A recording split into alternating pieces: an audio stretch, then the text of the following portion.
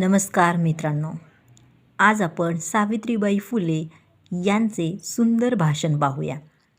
शिक्षणाच्या स्वर्गाचे जिने उघडले दार, तीच सावित्री आज जगाची शिलेदार.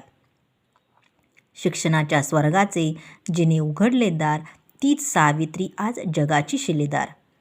स्त्री शिक्षणाचा पाया रचला, बालिकांना जगण्याचा हक्क दिला. ज्योतिबांना साथ दिली, अनंत अडचणीवर मात केली.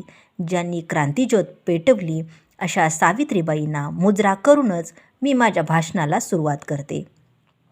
सावित्रीबाई फुले यांचा जन्म 3 जानेवारी 1831 रोजी महाराष्ट्रातील नायगाव येथे शेतकरी कुटुंबात झाला.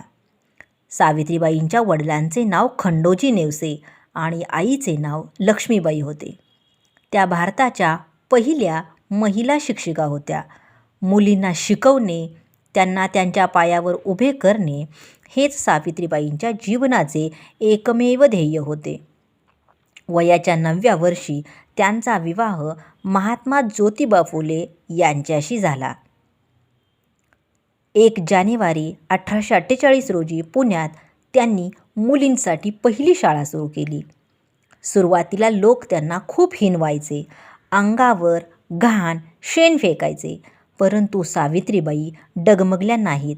उलट धैर्याने सामोऱ्या गेल्या.